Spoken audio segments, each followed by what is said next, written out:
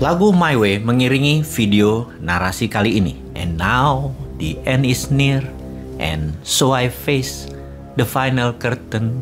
Sahabat semua, di dalam bernegara tentunya bukan hanya politik isinya, namun ada juga masalah ekonomi, ideologi, pertahanan, budaya, sosial, dan keamanan. Di dalam bernegara bukan melulu memfokuskan kepada siapa yang nanti akan jadi presiden 2024. Partai apa, mengusung siapa. Namun memahami keekonomian sangatlah penting. Nantinya di dalam kelolaan bernegara, bagaimana dan apa yang Indonesia harus lakukan. Fakta sejarah, Indonesia itu lebih tua 4 tahun dari Tiongkok. Indonesia berdiri tahun 1945, Tiongkok berdiri tahun 1949.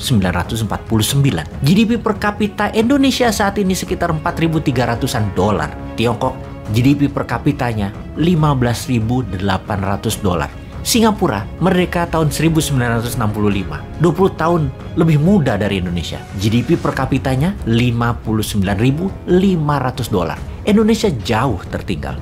Ini kalau kita bernegaranya jantan. Kita mengakui bahwa memang ada yang salah di dalam mengelola potensi negara Indonesia dalam 7 kepresidenan saat ini. Haluan negara dan nation interest-nya belum world class. Itu sekali lagi kalau kita jantan. Namun kalau kita bangsa yang cari selamat, maka kita akan membandingkan dengan negara lain yang lebih lemah. Seperti mengatakan, itu Ethiopia masih miskin, Myanmar masih miskin, India masih di bawah kita. Untuk hal ini, terserah Anda memandang diri Anda sendiri. Merasa kita di bawah performa atau merasa kita sudah cukup seperti apa adanya saat ini adalah yang terbenar dan yang terbaik untuk Indonesia. Bagi New Mind, Indonesia adalah Ferrari yang dibawanya hanya 30 km per jam. Takut-takut, bingung, dan gak pede. Jadi untuk membuat kita pede, kita mempelajari tentang geoekonomi, mempelajari bernegara dari sisi ekonomi. Kita ke tahun 1080-an sekarang. Masa kejayaannya Mas Boy, lintas melawai, breakdance, musik punk, rambut punk, jazz over shoulder, Walkman, kaset, dan lain sebagainya. Cultural pop dan ledakan teknologi baru terjadi di Indonesia dan pastinya terjadi di seluruh dunia. Keceriaan di sisi lainnya ada kegelapan ternyata. Di sisi Amerika Latin, di tahun 80-an adalah tahun bencana. Bahkan Amerika Latin menyebutnya dekade 80-an tersebut sebagai the lost decade. Mengapa?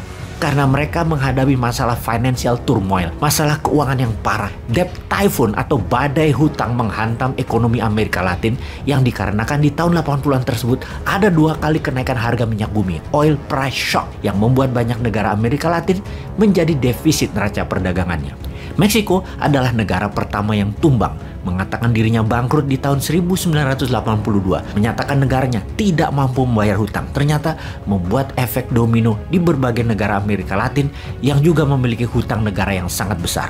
Kemudian Brasil menyatakan dirinya bangkrut. Kemudian Chile, Argentina, Kolombia, Venezuela satu persatu ambruk seperti domino. Mereka menghadapi resesi yang dalam, hutang yang menggunung, inflasi yang tinggi, pengangguran meningkat tajam, dan ekonomi yang lambat tumbuhnya bahkan tidak tumbuh. Kita fast forward 3 dekade kemudian. Masa kini, apakah sejarah akan berulang? Kita melihat negara sekitar dunia kita sekarang ini, negara berkembang saat ini banyak yang sedang berjuang berat menghadapi sovereign debt atau krisis menghadapi hutang negara. Salah satunya adalah Sri Lanka. Ekonomi Sri Lanka sudah ambruk, hutang menumpuk, cadangan devisa hanya sisa 1 bulan lagi untuk membeli produk kebutuhan nasional yang tidak bisa diproduksi oleh Sri Lanka. Dan parahnya, Sri Lanka kebutuhan pokok hariannya 60% impor. Ini semua terjadi karena Sri Lanka mismanagement mengelola potensi negaranya. Mereka membelanjakan lebih besar dari pendapatan negaranya.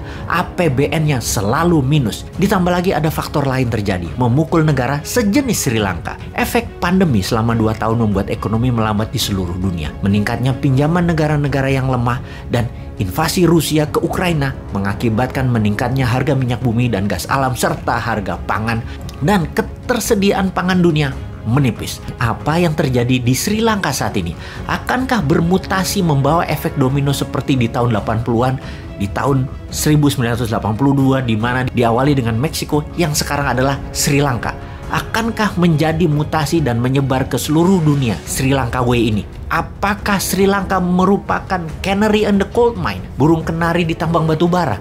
Ini adalah kalimat idiom yang artinya early warning atau peringatan awal akan tanda bahaya. Burung kenari adalah burung yang sering berbunyi di awal tambang batu bara dieksplor yang menandakan kemungkinan bahaya efek sulfur dan kerusakan lingkungan karena batu bara tersebut. Kita ke 9 hari sebelum Rusia menyerbu Ukraina, yaitu tanggal 15 Februari 2022, di mana World Bank memperingati dunia bahwa hutang negara-negara berkembang dalam kondisi krisis karena efek pandemi dan slowdown ekonomi. World Bank menyebutkan 70 negara yang berpotensi menjadi negara paria, negara setengah gagal bayar hutang. 70 negara low income country. Total beban bunganya saja terakumulasi hampir 1.000 billion dolar di tahun 2022 ini. Yang dalam 9 hari setelah pengumuman tersebut, Rusia serang Ukraina yang menyebabkan harga minyak naik.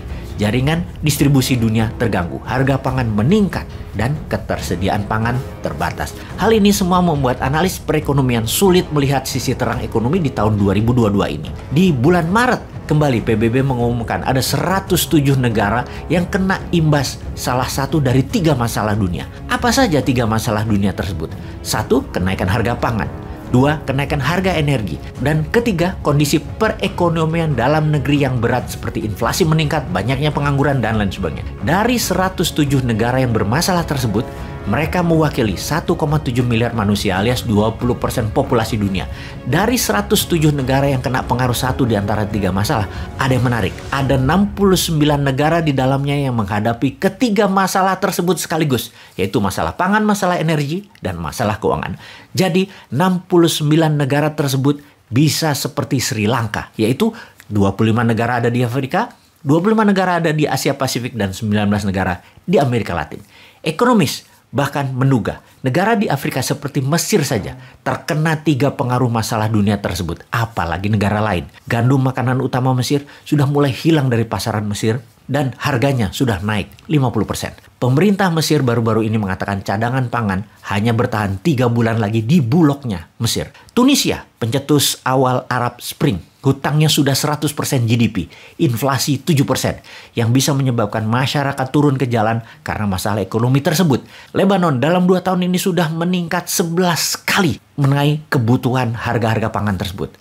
Kemudian mata uang Lebanon, pound, turun nilainya hingga tinggal 10%. Dan hutang negara tersebut 360% dari GDP. Parahnya lagi, Lebanon pengimpor gandum 80% dari Ukraina yang sekarang nol. Tidak ada supply lagi, Lebanon sudah kekurangan pangan. Cerita tadi akan terus panjang, data akan terus bertambah. Namun moral of the story-nya, apakah Indonesia melihat peluang di sini? Apakah kita bisa menjadi negara global player? Apakah kita masuk negara yang bermasalah sebentar lagi?